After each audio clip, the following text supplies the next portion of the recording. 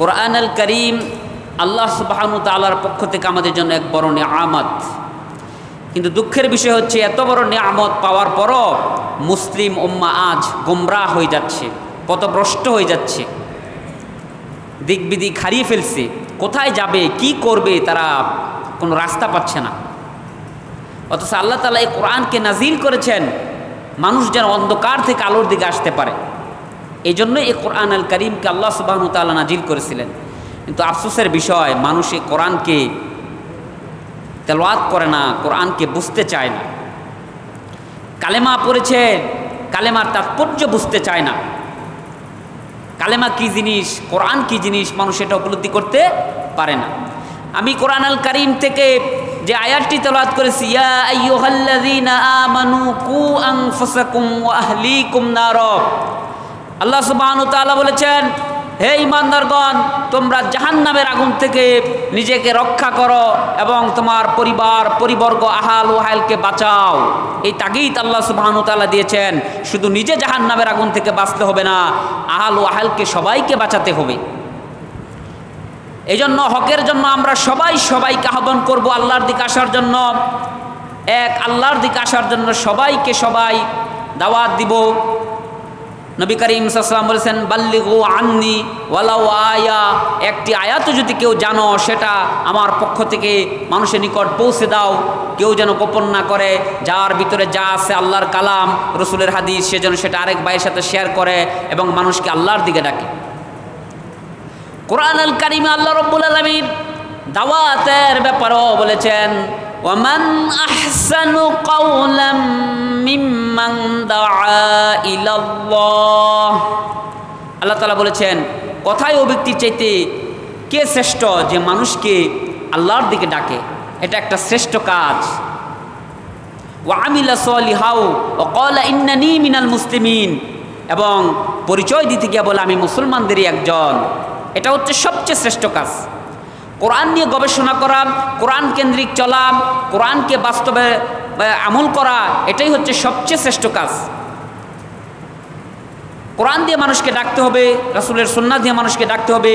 কিছুক্ষণ আগে একটি হাদিস থেকে তেলাওয়াত করেছি, খায়রুকুম মান তাআল্লামাল কোরআনা ওয়া আল্লামা, নবী করিম সাল্লাল্লাহু আলাইহি সাল্লাম বলেন, তোমাদের মধ্যে সর্বশ্রেষ্ঠ ওই ব্যক্তি যিনি নিজে কোরআন মাজিদ শিক্ষা করেন এবং অপরকে শিক্ষা দেন। এই আল্লাহর জমিনে সে হচ্ছে শ্রেষ্ঠ। আবার শ্রেষ্ঠ হচ্ছে ওই ব্যক্তি যিনি নিজেকে মুসলিম দাবি করেন, তার পাশাপাশি মানুষকে আল্লাহর দিকে আহ্বান করেন। সূরা হামিম সাজদা আল্লাহ বলেছেন, ওমান আহসানু কাওলাম মিম্মান দাআ ইলাল্লাহ ওয়া আমিলা সলিহাও ওয়া ক্বালা ইন্নানী মিনাল মুসলিমিন। আলহামদুলিল্লাহ, আপনারা এখানে এসেছেন, যারা আগে থেকে প্রচার করা হয়েছে, আজকে তাবলিগ ইজতেমা হবে, তাবলিগি সমাবেশ হবে। তবে দুঃখের বিষয় হচ্ছে যুবকদের উপস্থিতি অনেক কম, বৃদ্ধরাই বেশি। আলহামদুলিল্লাহ, এটার মধ্যে কল্যাণ রয়েছে। কোরআন আল কারীমকে সবার কাছে আমরা ছড়িয়ে দিব। যারা বৃদ্ধরা এসেছেন, নবী করিম সাল্লাল্লাহু আলাইহি সাল্লামের কাছে আবু বকর রাদিয়াল্লাহু আনহু, তার বৃদ্ধ পিতা, তিনি বয়স্ক হয়ে গেছিলেন। বয়সের বৃদ্ধতার কারণে তার চুল দাড়ি সব কিছু পেকে সাদা দবদবে হয়ে গেছিল। এমনত অবস্থায় তিনি পরকালের কথা চিন্তা করে আবু বকর সিদ্দিক, তার বাপ তখন ইসলাম গ্রহণ করে নাই, তার বাপ যেন ইসলামের দীক্ষায় দীক্ষিত হয়, সেই কারণে তিনি এই বৃদ্ধ পিতাকে নবী করিম সাল্লাল্লাহু আলাইহি সাল্লামের কাছে নিয়ে আসলেন। বৃদ্ধ বয়সে আবু বকর সিদ্দিক রাদিয়াল্লাহু আনহুর পিতা ওয়াফা রাদিয়াল্লাহু আনহু তার ছেলের কাছে কোরআন আল কারীম শিখেছেন। এরপর বৃদ্ধা বয়সে আবু হুরায়রা রাদিয়াল্লাহু আনহুর মা তার কাছে কোরআন শিখেছেন। এই জন্য কোরআন শিক্ষার মধ্যে কোনো লজ্জা নাই, কোনো শরম নাই। কোরআন যিনি শিখবেন তার মর্যাদা আল্লাহ বৃদ্ধি করে দিবেন। এই জন্য আমরা এমন কোনো কথা বলবো না যে কথাগুলো ফালতু কথা হয়। কোরআন আল কারীমে আল্লাহ রাব্বুল আলামিন বলেন, মা ইয়ালফিযু মিন কাওলিন ইল্লা লাদাইহি রাকীবুন আতীদ। সূরা কফ 18 নম্বর আয়াত। আল্লাহ সুবহানাহু ওয়া তাআলা বলেন, মানুষের এমন কোনো কথা মানুষ বলে না যেটা রেকর্ড হয় না আল্লাহর কাছে। মানুষের প্রত্যেকটা কথা আল্লাহ সুবহানাহু ওয়া তাআলার কাছে রেকর্ড হয়ে যায়। এজন্য আমরা আল্লাহর দিকে মানুষকে ডাকবো, আল্লাহর কথা মানুষকে বলবো। আল্লাহর কথা চিন্তা করলেই মানুষ ভালো হয়ে যাবে। এই পৃথিবীতে কোনো কিছু আল্লাহর কাছে গোপন নাই।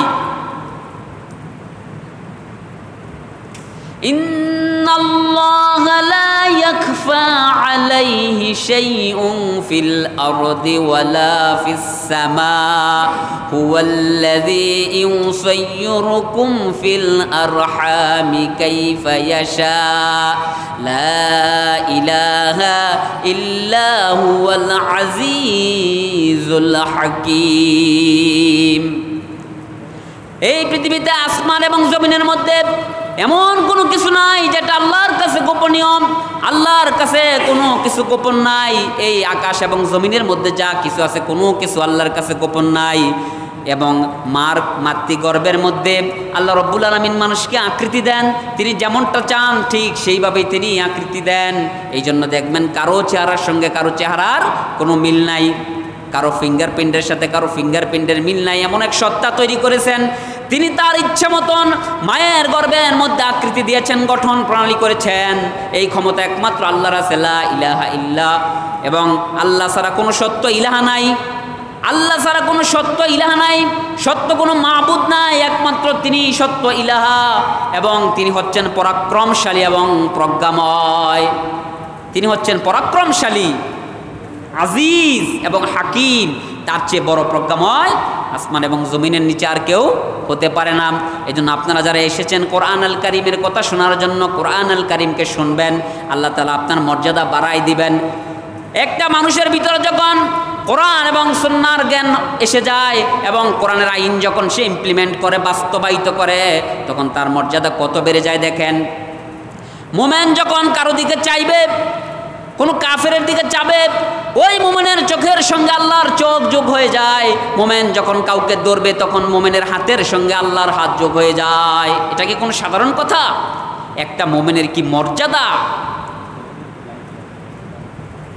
নবী করিম সাল্লাল্লাহু আলাইহি সাল্লাম একদিন কাবার দিকে তাকিয়ে বলতেছিলেন, হে কাবা, তোমার কত সম্মান, তোমার কত ইজ্জত, কিন্তু হে কাবা তুমি শুনে রেখো, তোমার মর্যাদা তোমার ইজ্জত যতই হোক না কেন নিশ্চয়ই একটা মুমিনের চেয়ে বেশি নয়।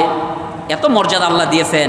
এই জন্য আপনারা রাত্রে উঠে আসবেন, মসজিদের মধ্যে এসে তাহাজ্জুদ পড়বেন, নিজের ঘরে পড়বেন, উঠতে বসতে চলতে ফিরতে সব সময় আল্লাহর প্রশংসা করবেন। আল আবিদুন আল হামিদুন, আল্লাহর ইবাদতকারী বান্দায় পরিণত হয়ে যাবেন। এরপরে আল্লাহর প্রশংসাকারী বান্দায় পরিণত হয়ে যাবেন। সৌদি আরবের মানুষেরা আল্লাহর প্রশংসা বেশি করে, সেখানে আল্লাহর নেয়ামত আল্লাহ বেশি বেশি দিয়ে দিয়েছেন। লা তানসা যিকরুল্লাহ উযকুরুল্লাহ, আল্লাহর জিকিরকে করো, আল্লাহর জিকির বলে যেও না। এই জন্য যখনই সৌদি আরবে আজান হয় তখনই মানুষ মসজিদে এসে সমবেত হয়। কিন্তু আমাদের দেশে উল্টাটা, আজান দিলে অনেকে চলে যায়, মসজিদের দ্বার দিয়ে হেঁটে যায়। যখনই আজান হয় সাইড কাট দিয়ে পাশ কাটিয়ে চলে যায়, আল্লাহর ঘরে আসে না। এই জন্য আল্লাহর ঘরে যদি আপনি না আসেন আপনার মর্যাদা কখনো বৃদ্ধি পাবে না। আপনি যত বড় অর্থশালী হন, যত বড় টাকাওয়ালা হন, আপনার অন্তরটা যদি আল্লাহর দিকে না যায় আপনার এই টাকার কোনো দাম নাই। এই পৃথিবীতে প্রত্যেকটা নবী, প্রত্যেকটা সাহাবী, নবীরা ছিলেন সবচেয়ে সহজ এবং সরল জীবনযাপন করতেন। তারা ভিতরে এবং বাহিরে একই ধারণা পোষণ করতেন। বাহিরে এক ধারণা, ভিতরে আরেক ধারণা তারা পোষণ করতেন না।